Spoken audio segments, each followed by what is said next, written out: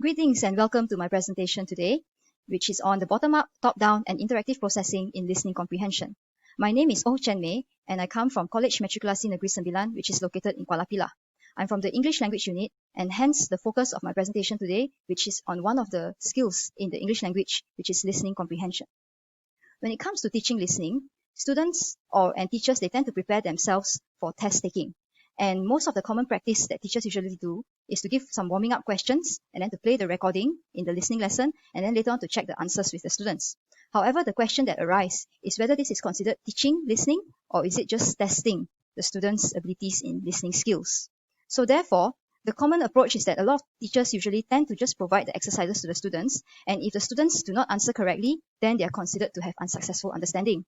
However, this is not the right focus. The right focus should be on the process approach, whereby it is to teach specific listening strategies, whereby if the students did not provide correct answers, it is still okay, as long as they show some active participation in the recording, they show some kind of interaction with the recording, and in the long term to build confidence in the students so that they're able to face any recordings or any kind of listening in the future. So this would be able to build long-term listening strategies and listening skills rather than just testing their abilities. Hence, the focus of this research is to have this bottom-up, top-down interactive process, which is actually a 3-phase lesson, which is carried out 1 hour each for each lesson. These interactive processes, all these processes, they're not carried out in one lesson. They're all carried out separately throughout the whole semester of 5 months. And these lessons are used as an intervention between the pre-test and post-test. And these lessons are aimed to find out to what extent does the use of the bottom-up, top-down, and interactive processing improve students' listening skills, and how do they improve the students' listening comprehension skills.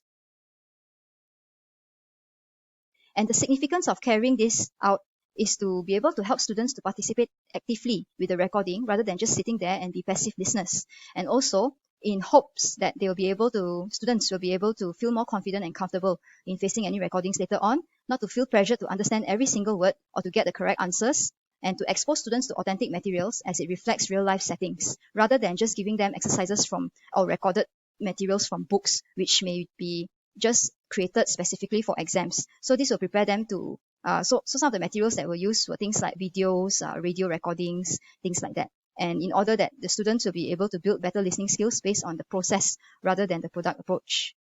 And the sample involved 20 18-year-old students who have low language proficiency levels. Most of these students have 6C, 7D, or 8E in their English O-levels exams. And at the same time, the classroom evaluation showed that there were many incorrect answers in their listening tasks.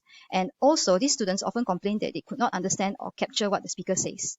The students who have a higher language proficiency levels were not selected because they were already good in their comprehension skills, and they already can achieve a certain understanding in their strategies as well. So that's why only low proficiency levels students were selected. And the research instruments that were used were pre-test, post-test, and reflection logs. And these are the procedures. The whole process starts off with a pre-test, and then the interventions were taken out, and this involves 3-phase lessons of word phrase level, sentence meaning level, and the comprehension level. So the word phrase would be the bottom up. The sentence one would be top down, and comprehension would be interactive level processing. And then later on, the post-test is carried out. Later on, I will describe what was done throughout each of these intervention lessons in each of the phases. And it was carried out over 5 months. And in this first phase, let me just explain a bit. The bottom-up processing involves word recognition, where the students were exposed with different words, and they're supposed to recognize, they're supposed to identify, and then they either, if it's in a classroom setting, then they will run to the board and circle the words. If it's in an online setting, like right now, then teachers can use a Jamboard, or it could be an image of all the words, and the students, they may be able to shout out the answer or when they identify the words that appear in the recording. So this has to do with just words. When it comes to the second level, which is phase 2, this is at sentence or meaning level. So instead of just giving words or helping students to recognize words in order to activate their background knowledge, teachers get students to write down further the whole meaning of what was spoken, who the speaker was, what was meant, and other miscellaneous information that students can find. And then students later on compare and contrast what was written by them, and then with their classmates, and then to explain to their classmates what they have found, to justify and to identify all these things with their classmates. And then the final phase, in this phase as well, in this phase 2 as well, students, instead of just listening and writing down what they hear, they can also predict what was heard. And then later on, to check their predictions with their friends, to add in new information, and to take away information that was inaccurate. So this phase 2 actually progresses from just word to sentence level. And in this phase 3, this one goes deeper and it's the most difficult level, which is to explore with the meaning level. So instead of just listening, students need to generate questions. They take notes of what was listened to, and then they generate questions from what was listened and ask their friends. So in order to generate questions, students, they need a deeper level of understanding. So they can just generate whatever they want based on the notes that were taken. Then they ask their friends, and the friends will try to answer. Or another way is to get students to think of a dialogue and have a conversation based on what was heard to discuss further. And it could be something that is totally different from the audio that was heard.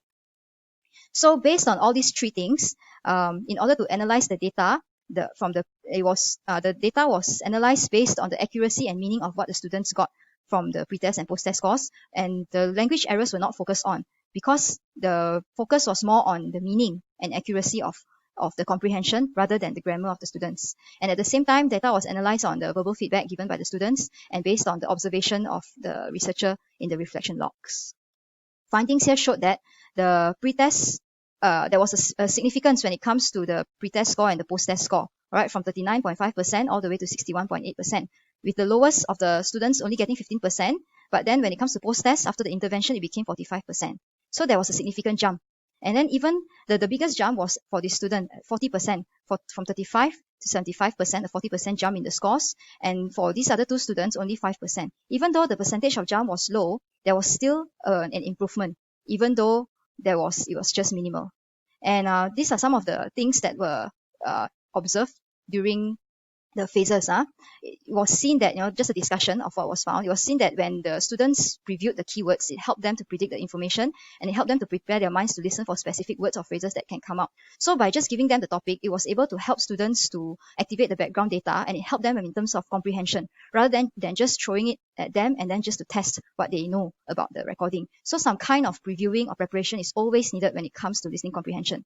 But what was found was that it is more helpful if the students were pre-taught new or unfamiliar vocabulary, because it shows that because a vocabulary was actually needed when it comes to listening to the recording. Without vocabulary, students won't be able to understand. So this kind of vocabulary lessons could be done outside of this listening before the lesson itself, because if it was done during the lesson, students may be distracted and they may only focus on the meaning of that particular vocabulary rather than the whole comprehension of the whole recording. And the students are also encouraged to look up unfamiliar words in the dictionary, and then this is in order that they'll be able to understand and connect the word with the meaning.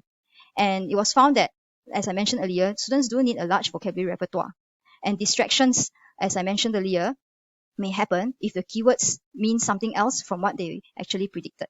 And then when it came to phase 2, it was found that students had a lot of responses and they were mainly able to generate accurate predictions. However, the predictions were mainly descriptive. Help was needed in order to help them to make inferences.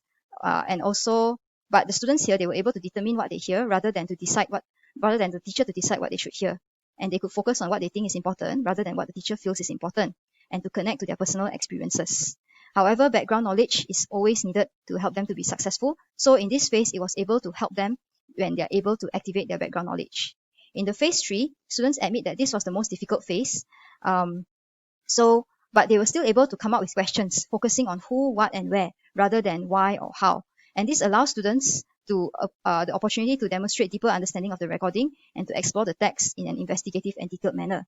And by previewing the questions created by their peers, it helps the students to focus more on the text in search for the answers.